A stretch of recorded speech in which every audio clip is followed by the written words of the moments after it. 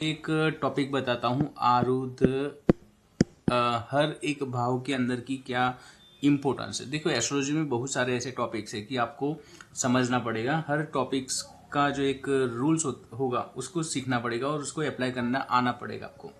जैसे आरुद का क्या सिंपली रूल्स है वो मैं आपको बता दूं कि आरुद जो होगा वो हम हर एक चार्ट में उसका यूज करते हैं। हर एक भाव का जो फल है उसको कैसे मैनिफेस्ट होगा, ट्रांजिट में इसका कैसे यूज होता है, वो सारी चीज हम उसको यूज करते हैं। बहुत ही एक अच्छी टेक्निक्स है। अब ये टेक्निक्स जो होगी वो ज्यादातर मैं मैरिज का जो भी लोग आते हैं मैरिज के लिए जो पूछने के लिए आते हैं तो मैं यहाँ पर आरुद से भी चेक करता हूँ कि आरुद के हिसाब से ये क्या हमको दिखाई दे रहा है। ठीक है, तो आरुद के अंदर हम देखेंगे कि हम मैरिज के लिए यदि कोई आएगा तो हम A7 का आरुद देखेंगे कि सातवें घर का आरुद कौन से घर के अंदर जाकर बैठा हुआ है।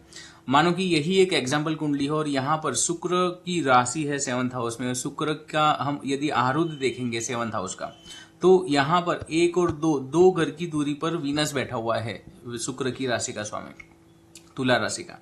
तो यहां पर मैं क्या करूंगा, इसका आरुद क्या आएगा। अब यहां से मैं एक और दो नेक्स्ट दो हाउस की दूरी पर जो राशि होगी वो A7 कहलाएगी। मतलब 7th हाउस का आरुद जो होगा वो 9th हाउस होगा, क्योंकि सातवें घर का जो राशि है उसका जो स्वामी है शुक्र वो 8वें घर में बैठा हुआ है। मतलब एक और दो हाउस की दूरी पर बैठा हुआ है।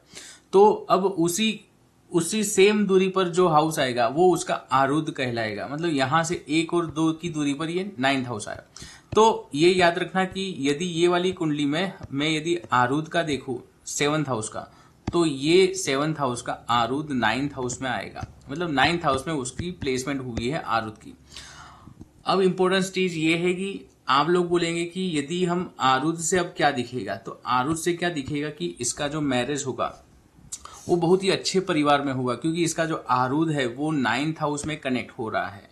तो ये बहुत ही इंपॉर्टेंट चीज हो जाएगी कि ये बहुत ही पढ़ा लिखा हो सकता है, या फिर आरुद लग्न का जो स्वामी होगा गुरु उसका कारक जो होगा हर कारक उसके अंदर आएगा। मतलब ये स्पिरिचुअल बंदा होगा, बहुत ही अच्छा काइंड नेचर और फॉरेन या फिर हायर एजुकेशन प्राप्त करा हुआ। यदि ये मैरिज का यदि मैनिफेस्टेशन करना हो तो उसको 9th हाउस में उसको जोड़ना पड़ेगा उसको खुद की लाइफ के अंदर।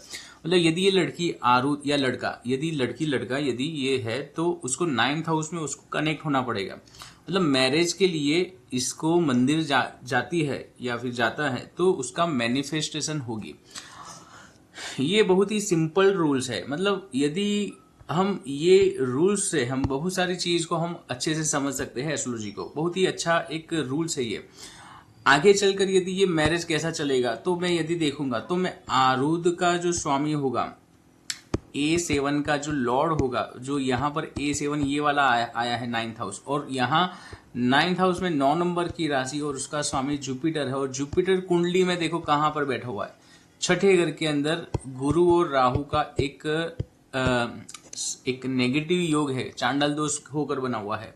मतलब मैरिज लाइफ जो होगी वो कंफर्म यहाँ पर एक ब्रेक होने का चांस है। मतलब ब्रेक हो जाएगी ये मानकर चलो मैरिज लाइफ के अंदर। यदि इसका मैरिज होगा तो मैनिफेस्टेशन जो होगी वो एक नेगेटिव वे में आगे बढ़ेगी। ये क्लियर कट इसके अंदर दिखेगा आपको।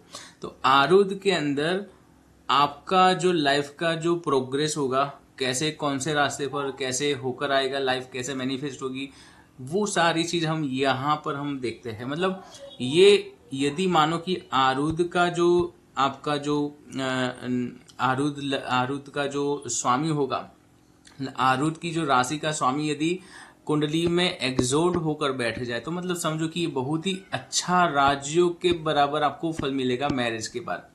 लेकिन यदि ये नेगेटिव हाउस को कनेक्ट कर लेगा, जैसे यहां पर चला गया और ये राहु सैटर्न के साथ यहां पर बैठ गया, समझ लो कि ये बहुत ही बड़ा आपको इंडिकेट कर रहा है पहले से कि ये मैरिज नहीं चलेगी ज्यादा।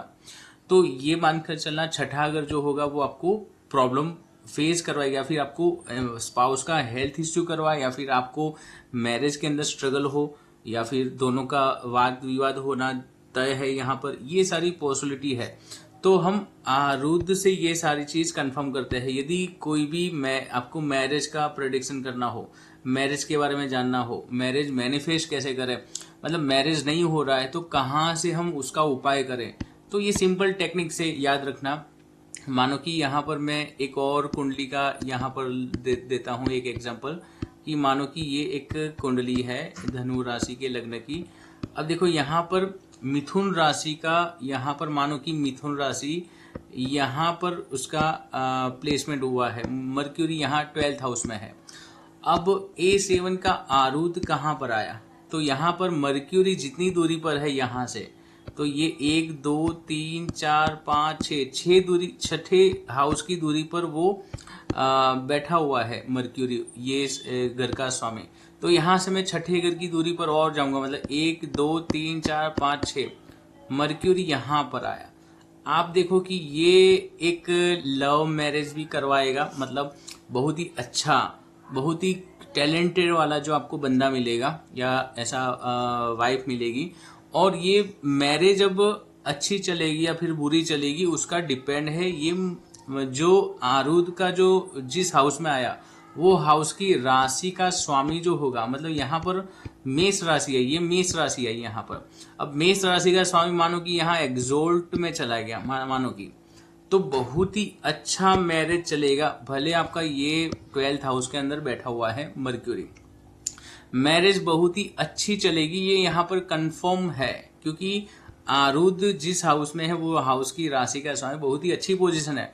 लेकिन मानो कि यदि ये मंगल कुंडली में यहाँ पर बैठा हो, मतलब मानो कि ये डेबिलेटेड होकर 8वें घर में चला गया, अब मैरिज लाइफ बहुत ही बेकार हो जाएगी आपकी, ऐसा समझ लो। मतलब कंफर्म है कि मैरिज में प्रॉब्लम आने वाली है। तो ये रूल से समझना बहुत ही सिंप्लीफाई है रूल्स, और बहुत ही इफेक्टिव रूल्स है। आपको हर किसी के चार्ट में अप्लाई करके चेक करना। यहाँ से हम मैनिफेस्टेशन देखते हैं, मतलब हम यहाँ से क्लियर कट बातें यहाँ से हम देखते हैं कि क्या पॉसिबिलिटी है, कहाँ से हमको लाभ मिल सकता है, कहाँ पर हमारा नेगेटिव पॉइंट है हमारे लाइफ में। जो कुंडली के 12 हाउस में जो प्लेनेट है, लेकिन एक्चुअली वो कैसे मैनिफेस्ट करवाएंगे, हमको ये चीज सीखना पड़ेगा। यदि एस्ट्रोलॉजी में आप किसी का कंसल्ट कर रहे हो या फिर आप किसी को गाइडेंस दे रहे हो, और यदि आपको ये आरूद का रूल्स नहीं पता है, तो मतलब समझो कि आपको एक आधा अधूरा अभी चीज आपके हाथ में लगी है। आपको ये आरूद के बारे में सीखना पड़ेगा। आरूद यदि सीखेंगे तो बहुत सारी चीज आपको हाईलाइट हो जाएगी। आपको बहुत ही इसका इम्पोर्टेंस इतना सारा है कि आपको ये यदि आप सीख लेंगे तो आपको फिर कुछ और तरह से ही आपको प्रेडिक्शन आना स्टार्ट हो जाएंगे आपके दिमाग में। तो इसका यूज करके देखना। आरूद मैंने आपको जस्ट 7th हाउस के बारे में बताया, लेकिन किसी का यदि फाइनेंस के लिए देखना हो, किसी का कि कितना बैंक बैलेंस, 2nd हाउस के लिए देखना हो कि पैसे कहाँ से आएंगे, यदि ये चीज देखना हो तो मानो कि A2 मतलब 2nd हाउस का आरूद में देखूंगा। ठीक है, मानो कि यहाँ पर 2nd हाउस का लॉर्ड जो है सैटर्न, वो यहाँ पर बैठा हुआ है। ठीक है, लेकिन यहाँ पर क्या हुआ, इसका आरूद कहाँ पर आएगा, 2nd हाउस का आरूद। तो यहाँ से कितनी दूर पर है ये हाउस, मतलब ये 11th हाउस की दूरी पर है। 1 2 3 4 5 6 7 8 9 10 11, मतलब 11 हाउस की दूरी पर ये शनि आया उसके राशि का स्वामी। तो अब यहाँ शनि जहां है वहीं से 11 हाउस की दूरी पर आगे बढ़ो। 1 2 3 4 5 6 7 8 9 10 11, मतलब सैटर्न यहाँ पर आया। मतलब ये A2 जो है वो यहाँ पर बैठा हुआ है। अब यहाँ पर मर्क्यूरी जो होगा वो डिसाइड करेगा ज्यादा कि फाइनेंस कहाँ से आएगा। मतलब मानो कि मर्क्यूरी यहाँ बैठा हुआ हो, खुद की राशि का हो, तो समझ लो कि ये जो सैटर्न आपके 12th हाउस में है, लेकिन वो आपको काफी अच्छा फल देने वाला है। क्योंकि इसका जो आरूद यहाँ पर आया 10th हाउस में, और 10th हाउस का स्वामी यहाँ मर्क्यूरी खुद की राशि का है, बहुत ही अच्छा करियर ग्रोथ करवाएगा बिजनेस के थ्रू। ठीक है, यदि मानो कि ये मर्क्यूरी यहाँ पर बैठ जाए, ठीक है, तो समझ लो कि आपका बहुत सारा पैसे स्टक हो जाने वाला है। शेयर मार्केट में डूब जाओ या फिर आपको कहीं लॉस हो जाए, ये सारी चीज है। मतलब ये काफी इंपॉर्टेंस रूल्स है। यदि आप इसको याद रखेंगे, इसको सीखेंगे, आप हर एक कुंडली के हाउस का इस तरह से आरूद निकाल कर, वो आरूद की राशि जो है, वो राशि का स्वामी कौन से हाउस में कनेक्ट हो रहा है, उसके ऊपर आप फोकस करेंगे तो आपको वो हाउस में से प्रिडिक्शन मिलेंगे। और इसका गोचर के अंदर भी इसका यूज होता है। गोचर में बहुत ही अच्छे से इसका यूज करके आप पता चल सकता है कि मतलब कोई प्लेनेट, मतलब मानो कि कोई सा भी हाउस में जा रहा हो, लेकिन वो उसके पास कैपेबिलिटी है कि वो आरूद के थ्रू भी उसका फल दिखा सकता है। मतलब मानो कि कोई प्लेनेट अभी ट्रांजिट में ये यहां से जा रहा हो, जुपिटर, अभी आपको पता है कि जुपिटर आपका कर्क राशि से जा रहा हो, ठीक है। लेकिन यहां पर मैं मानू कि यदि मेरा आरूद A2 मतलब मेरा सेकंड हाउस का आरूद यदि यहां पर बैठा हुआ होगा, अब यहां पर जुपिटर मुझे क्या करेगा, जुपिटर मेरे सेकंड हाउस को एक्टिव कर देगा, क्योंकि ये A2 का आरूद है। मतलब मानो कि यहां पर A5 हो तो ये मेरा पांचवें घर को एक्टिव कर देगा जुपिटर यहां पर। तो ये मानकर चलो आपकी कुंडली में हर एक हाउस के अंदर आरूद वहां पर बैठे हुए हैं, वो पर्टिकुलर किसी ना किसी हाउस की एनर्जी को वहां रिफ्लेक्ट करते हैं। और यदि कोई प्लेनेट वो हाउस में से जा रहा हो तो उसका समझना कि वो जिस भाव का वो आरूद होगा वो हाउस को भी वो एक्टिव करेगा। इसके पीछे बहुत सारा टेक्निक्स होती है, बहुत सारे रूल्स होते हैं। यदि आपने इसको अच्छे से समझ लिया तो बहुत सारे इजी प्रिडिक्शन आपको आइडिया आ जाएगा कि कहाँ से क्या हो सकता है, ठीक है। तो कुंडली में यही एक इम्पोर्टेंट चीज है कि जो चीज दिखती है लेकिन असल में उसके अंदर बहुत सारी चीज अंदर छुपी हुई है, छुपी। आपको जो ऊपर से जो दिख रहा है 12 हाउस, लेकिन अंदर बहुत सारी इतनी सारी रूल्स, टेक्निक्स और बहुत सारे एनर्जी बनी हुई है कि तो आई होप कि आपको ये रूल्स समझ में आया होगा। और ये चीज आपको नहीं पता थी पहले या फिर पता होगी तो ये रूल्स ये आप अप्लाई करके देखो कि कितना सटीक है, या फिर आपको इजीली ये आ जाता है या नहीं आता है। लेकिन मैं इसको डेली यूज करता हूँ और बहुत ही इफेक्टिवली वर्क करता है। यदि कोई मैं प्रश्न कुंडली लगाता हूँ और प्रश्न कुंडली में सामने वाला यदि आएगा कोई मेरे पास, तो मुझे उसका हर एक चीज पता चल जाएगी कि ये क्या पूछने आया है, क्या करने आया है और इसका क्या हो रहा है लाइफ के अंदर, ठीक है। ये सारी चीज आरूद से बहुत ही इजीली समझ में आ जाती है।